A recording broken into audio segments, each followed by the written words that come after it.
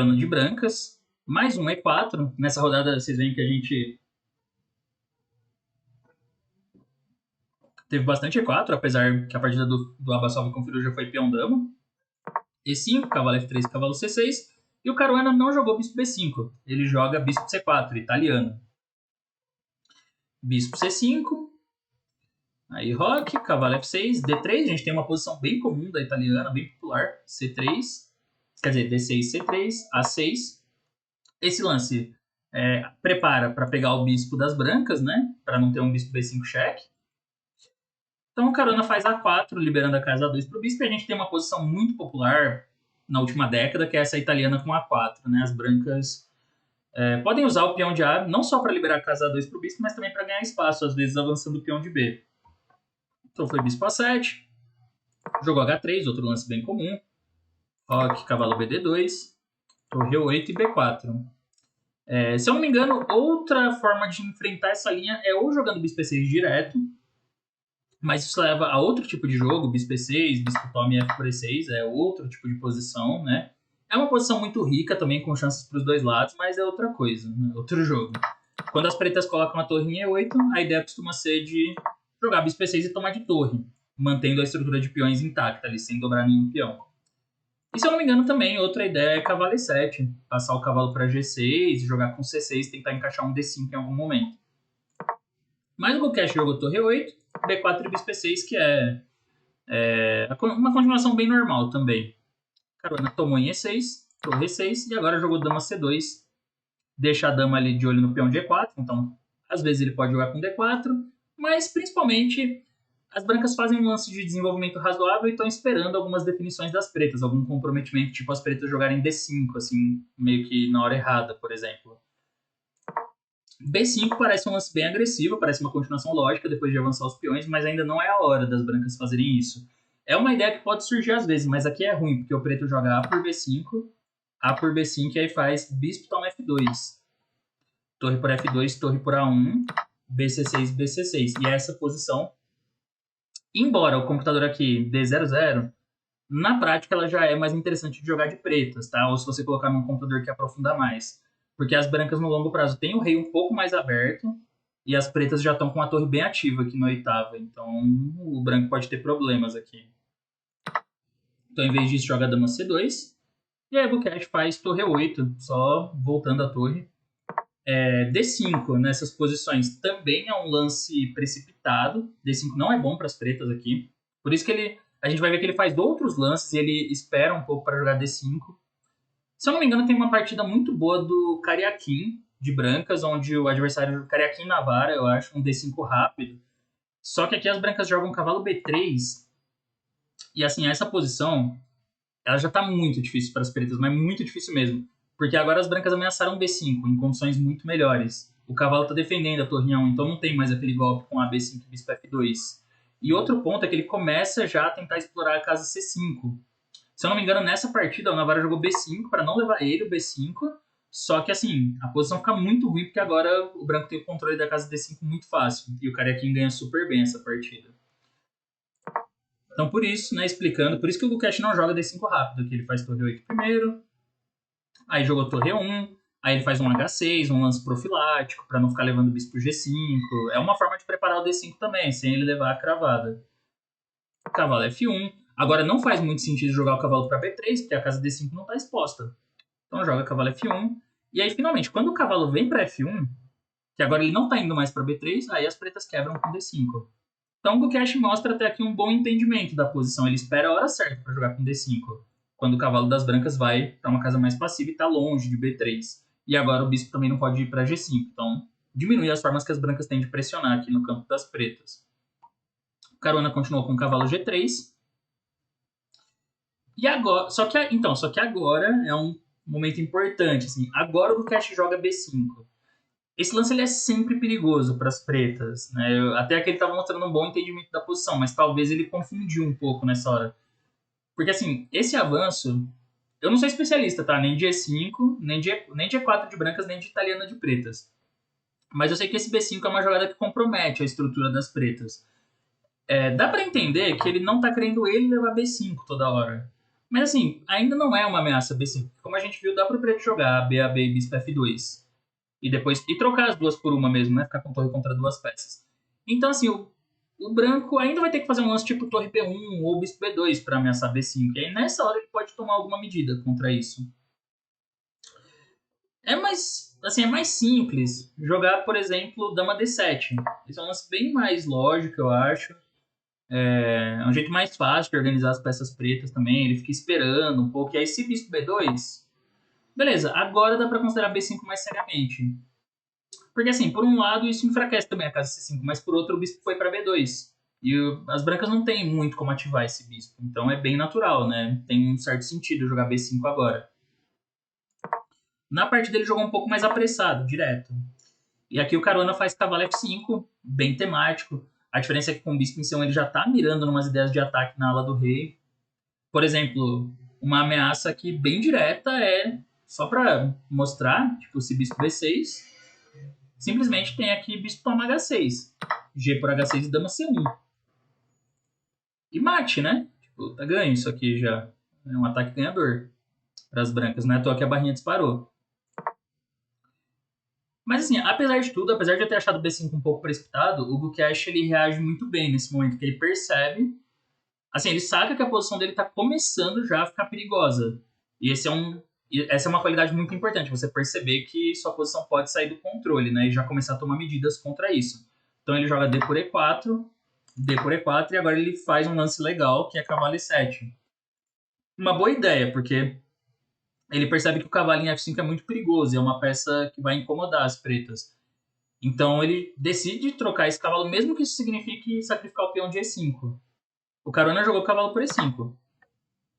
Mas até melhor talvez fosse cavalo de 3H4. Ele não ia atrás do peão e jogar para manter essa pressão na ala do rei com o cavalinho F5. Afinal, em alguns momentos ele pode considerar para tentar passar a dama E2 e dama F3, ou né, outros lances. Talvez cavalo G6 aqui fosse a ideia do Gukesh, fosse o lance que ele ia jogar. Eu acho que é possível que essa fosse a ideia dele. Se trocar em G6, ele consegue expulsar o cavalo das brancas, e se voltar para F3, ele volta para E7 também. É engraçado que nessas posições o computador às vezes mostra uns lances curiosos, tipo, contra a dama D7 ele dá uma ideia que é difícil de imaginar. C4, para depois continuar com torre A3 e torre G3, e passar a torre de A1 pro ataque. Mas é uma ideia criativa para ter em mente, para quem joga essas posições de italiano. Mas enfim, o Caruana jogou cavalo por E5. E aí foi cavalo por F5, E por F5. É uma posição curiosa, né? Uma posição interessante porque as pretas ficaram com um peão a menos. Só que o peão a mais das brancas é dobrado. Então, assim, teoricamente, ele não tem tanta influência. Tá longe ainda desse peão fazer diferença no jogo. E por outro lado, com essas últimas jogadas, o Gukesh conseguiu trocar o cavalo de F5 e ele aliviou um pouco a pressão na ala do rei. Então ele não precisa se preocupar em levar mate, que é um problema bem sério. E ele consegue forçar mais trocas ainda. A partir daqui eu acho que ele jogou muito bem, para falar a verdade, tá? Ele jogou C5, é uma jogada bem natural, porque ele tá tentando trocar mais peões, assim, simplificar o jogo, e também vai abrir mais linhas pro bispo. O Caruana aqui jogou bispo F4, e aí ele fez B tomar A4. Ainda buscando trocas, né? Cavalo C6, parece ser uma operação interessante, ele ganha um tempo atacando a dama. Isso não era possível antes, porque a torre estava caindo ali em E1, né? Por isso que ele joga bispo F4, ligando as torres. B por A4, cavalo C6, dama D7. Jogou torre por E8, torre por E8, cavalo por A7.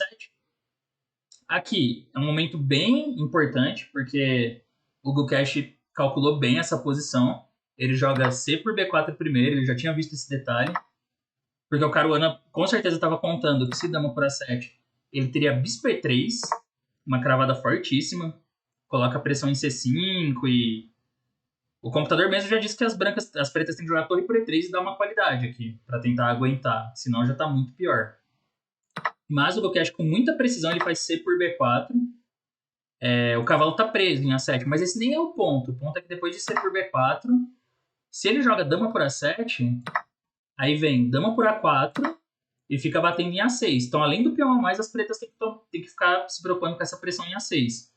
Ele joga dama D4. Esse é um lance bem bonito, inclusive bem elegante, eu acho. Ele toca em tudo, né? A7, F4 e A1.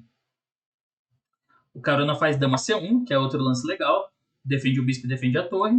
Mas o detalhe aqui, com a dama em C1, quando ele joga dama por A7, não tem dama por A4. Então essa foi uma sequência defensiva muito bem calculada pelo Gukesh, assim, eu achei bem legal, porque ele alivia bem, ele alivia na hora certa, assim, a pressão que as brancas estão começando a colocar. Aí foi torre por A4, mas torre por A4 não tem a mesma força de dama por A4, então ele tem tempo de jogar dama B7. Dama D2, cavalo D5, ataca o bispo e o peão de B4, bispo G3, ele joga F6 aqui, outro lance legal, fixa, né, o peão de F5, não deixa, por exemplo, as brancas jogarem em algum momento F6 para debilitar a ala do rei. E aí o Caruana fez bispo D6, mas esse lance permite dama C6.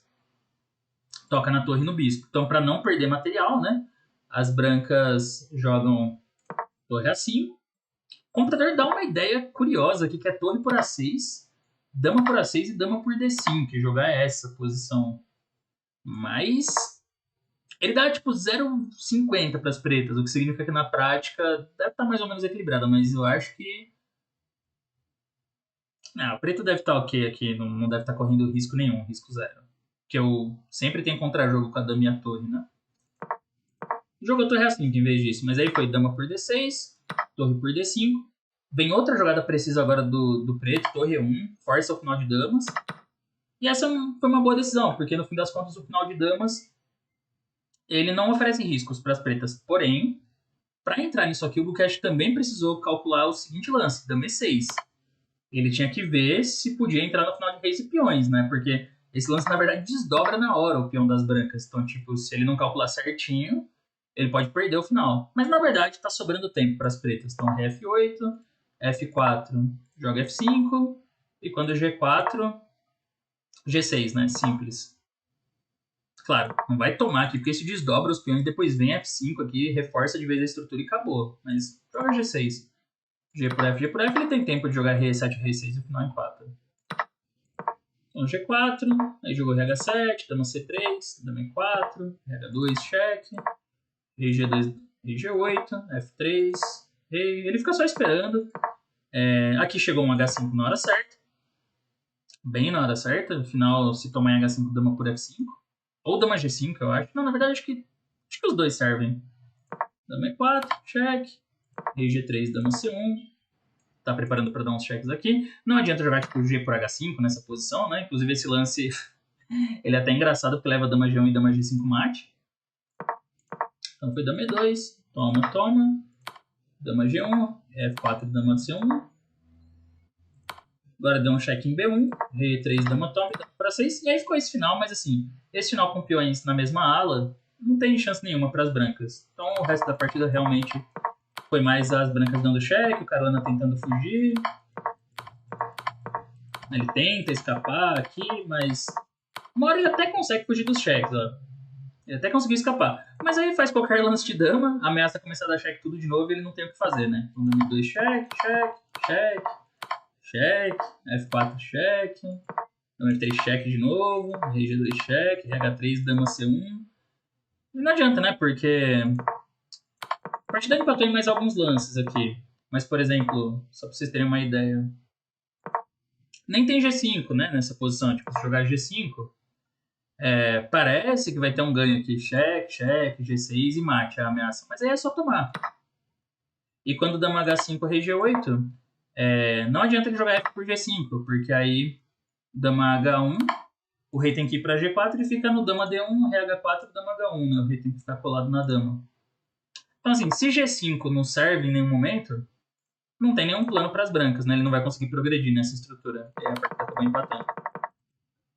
Bom, foi uma italiana interessante também. O Caruana, assim, o Gukesh, eu acho que ele fez uma leve imprecisão com D5, porque isso dava uma chance de pressão das brancas, mas logo em seguida ele encontrou a melhor solução prática para não ficar pior, para não levar uma pressão perigosa. Eu acho que isso mostra também uma coisa que eu falo com frequência, que geralmente você não perde a partida por causa de um erro só, né? Um erro dá uma vantagem para o adversário, mas você ainda tem chance de se manter no jogo. E essa partida mostra isso. Ele jogou muito bem a partir do momento ali que ele percebeu que a posição podia estar um pouco arriscada, e aí conseguiu empatar sem muita dificuldade.